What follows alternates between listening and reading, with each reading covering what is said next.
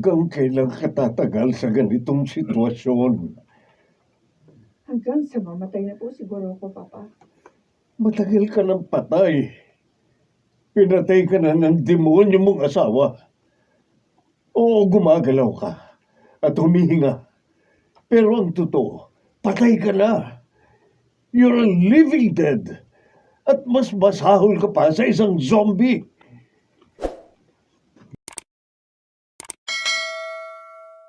Parang gusto sa mula talaga ba?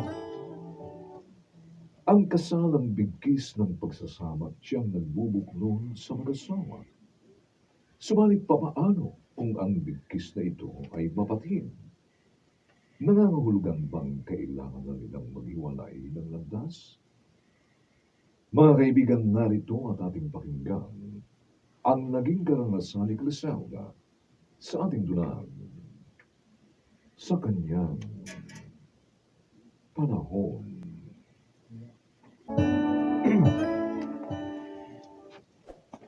Hanggang kailan, Griselda? Hanggang kailan ka magigising sa pinagdadaanan mong bangungot? Kung isa man ho itong bangungot o masamang panaginip, ayoko na magising pa. Hibang ka na. Wala ka na sa iyong katinuan. You're insane. I'm not out of my mind, Papa. I know what I'm doing. Of course not. Dahil isang kahangalan ang iyong ginagawa. Hibang, hangal, baliw, siraulo, tanga, martir. Ganyan ang sinasabi ng mga tao sa likod ko, sa paligid ko. Pero okay lang. Sabihin mo na lahat ang gusto nyo. Wala akong pakialam. Kahit alam mo mali ang tinatahak mong landas. Maaari nga mali ito sa inyong paningin. Pero ito ang inaakala kong tama, Papa. Paano naging tama? Sige nga, ipaliwanag mo sa akin. I have nothing to explain, Papa. It's just a waste of time. Hindi naman ako maiintindihan kahit ano pang klaseng paliwanag ang gawin ko. Okay. Tatanungin kita. At sana maging honest ka sa akin. Masaya ka ba sa iyong kalagayan? Honestly, I'm not happy. Ayoko rin ng ganito. Pero ito ang hinihingi ng pagkakataon. Kung hindi ka masaya, bakit hindi ka umalis sa iyong miserableng sitwasyon? Gaya ng sinabi ko sa iyo, Papa. Ito ang inaakala kong tama. Kaya ito ang aking paninindigan. Kung talagang mahal mo ako, iiwan mo yung asawa at anak. Sabi ko naman sa'yo, Jessica, hindi yung ganun kadali. Palaban si Griselda, kaya hindi siya susuko. At isa pa, importante sa akin ang aking pamilya. Eh ako! Hindi ba ako importante sa'yo? Here we go again. Papipiliin mo na naman ba ako? Once and for all. Here we go again. Papipiliin mo na naman ba ako? Once and for all. Kailangan mo mag-decide, Norvin. Kung mas matimbang ang pamilya mo, edi silang piliin mo. Jessica, Pero kung ako, edi ako lang. Ayoko na may kahati sa iyong pagmamahal at atensyon. ibang klase ka talaga. Ikaw na nga ang kabit, tapos ikaw pang demanding. Yun na nga eh. Ayoko maging kabit habang buhay. Kahit paiwan ko sila tayo magsama, walang mababago dahil kabit ka pa rin. At least, solo na kita. Wala na akong kaagaw. Kaya mamili ka, Narvin. Sorry. Norvin, kabit ka pa rin. At least solo lang ka. At least, solo na kita. Wala na akong kaagaw. Kaya mamili ka, Norvin. Iiwan mo ang pamilya mo o ikaw ang iiwan ko?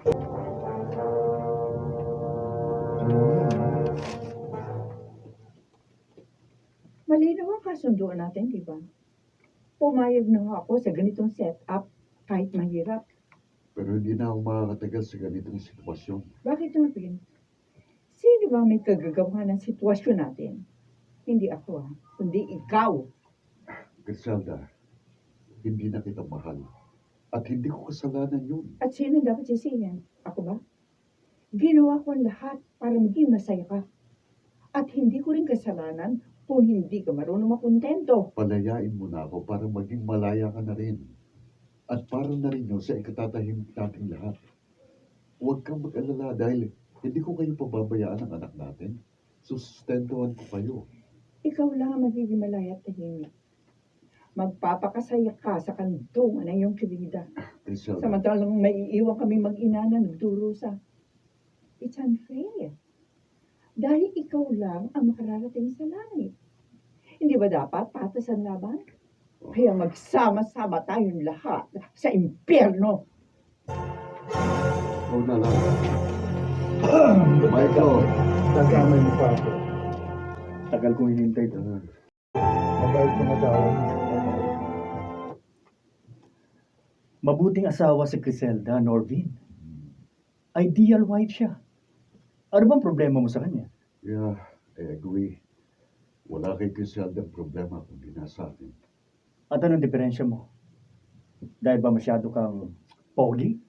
Ikaw naman. Ewan ko ba paring Miko? Basta hindi ko na siya mahal. Pero bakit nga? Paano nangyari yun? Hindi ko nga alam. Ano yun? Bigla ka na lang nagising ng isang araw at hindi mo na siya mahal? Para imposible. Imposible. Ng isang araw at hindi mo na siya mahal? Para imposible yun. Siyempre, merong prosesong pinagdadaanan bago ka humantong sa ganong state. Stressing. Para imposible yun. Siyempre, merong prosesong pinagdadaanan bago ka humantong sa ganun. Ano ba to? Sa ganun. Sorry. Okay lang yan. Para Para kayo sinumpa. Kakapraso na nga. Para imposible yun. Siyempre, merong proseso. Kahit ka naman pala. Mantong sa ganun na lang. Mantong sa ganun. Para imposible yun. Siyempre, merong prosesong pinagdadaanan bago ka humantong sa ganung sitwasyon. Sabi ko naman sa'yo, Miko, hindi ko alam. Basta nangyari lang yun nang hindi ko namamalayan. Tapos na pala si Nard eh. Mami? Mami, ano po ibig sabihin ng kabit? Saan mo naman narinig ang salitang yan, anak? Sa mga kapitbahay natin. Narinig ko po kasi nagkukwentuhan sila. Meron daw pong kabit si Daddy. Ay, naku, huwag mo silang pansinin. Mga marites lang yun. Hindi ko po kilala si Aling Marites.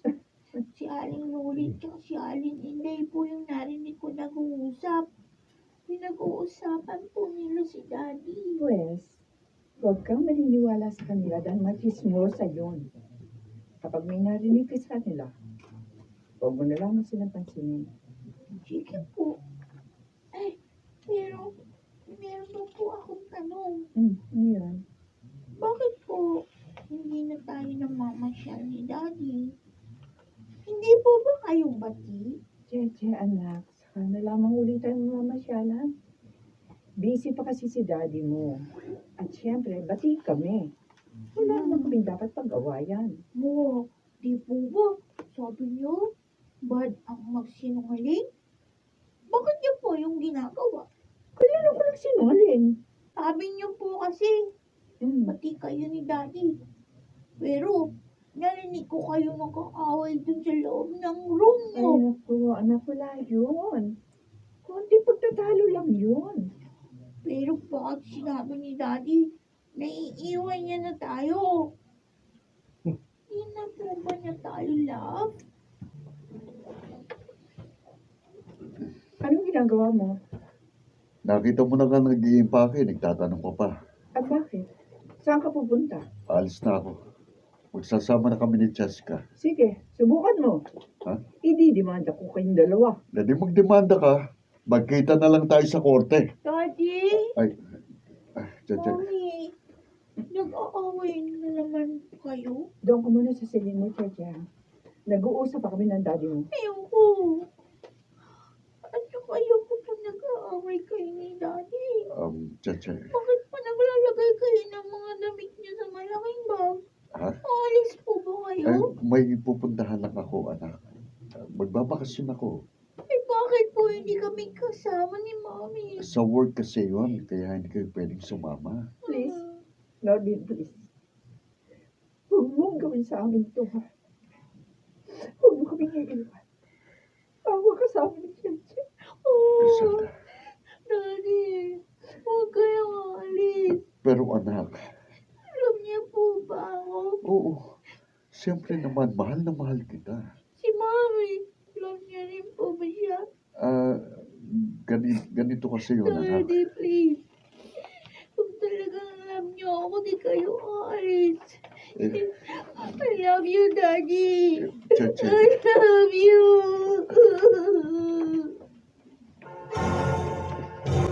Norvin.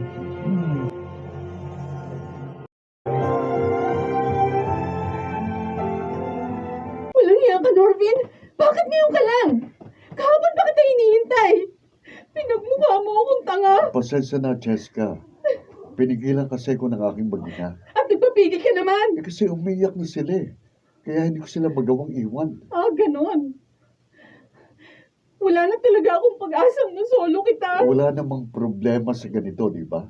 Pahig naman si Criselda na magkita tayo. Sabi ko naman sa'yo, ayoko na may kaagaw. Ang gusto ko, akin ka lang. Akin! Hindi ko nga kaya. Nakukonsensya na ako. Okay, fine. Dahil silang pinili mo, kaya ako na lang lalayo. Ano? Ayoko na. Kaya tayo magkihiwalay ng lubusan. Jessica, please. Huwag mo namang gawin sa akin ito. I'm sorry, Norvin. Hindi na magbabagong isip ko. Kaya mula ngayon, tapos na sa atin ang lahat.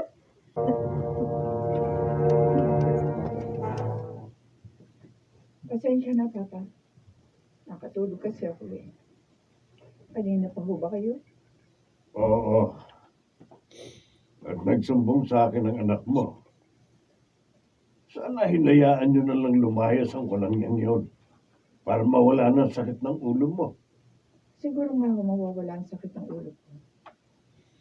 Pero sakit ng kalooban naman ng papalit. Bakit? Hindi ka pa ba nasasaktan sa lagay na yan? Harap-harapan kang ginagago ng asawa mo. Papa, tanggap ko na po yun. Pero hanggang kailan ka tatagal sa ganitong sitwasyon? Hanggang sa mamatay na po siguro ako, Papa. Matagal ka ng patay, Criselda. Pinatay ka na ng demonyo mong asawa. Oo, gumagalaw ka at humihinga. Pero ang totoo, patay ka na. You're a living dead. At mas masahol ka pa sa isang zombie. Mas mahirap pa rin po ang mabuhay na wasak ang pamilya. Kaya ko po yun isip. Pero hindi ang anak ko. At ayoko pong makita siyang nagdurusa. At sa palagay mo, hindi kayo nagdudusa ng anak mo? Yun na nga po eh. Kahit saan ako lumagay, magdurusa pa rin ako. Kaya mas pipiliin ko po ang ganitong sitwasyon, Papa. At least buo ang pamilya ko. Hiwalay na kami ni Jessica. Sumuko na siya. Eh, ikaw. Suko ka na rin ba? Wala naman akong magagawa kahit lumaban ako. Ako pa rin ang lalabas na talunan. Ano ngayon ang balak mo? Maghahanap ka ba ng bagong kirida? Hindi na. Ayoko na. Sisikapin ko na lang na ayusin ang pamilya natin. Oh. Talaga? Sigurado ka? Sumuko si Jessica, pero ikaw, ipinaglaban mo ko hanggang sa bandang uli. Dahil willing akong tuparin ang aking pangako sa iyo. Hindi ako bibitaw. For better or for worse. Till death do us part. Kamatayan lang ang pwede magpaghiwalay sa akin. Kung ganoon, bibigyan mo pa ako ng pagkakataon na muling itayo ang sinira kong pamilya. Hindi lamang ito. Kundi tayong tatlo ng anak natin. Pagtutulungan natin muling mabuo ang nawasak nating pangarap.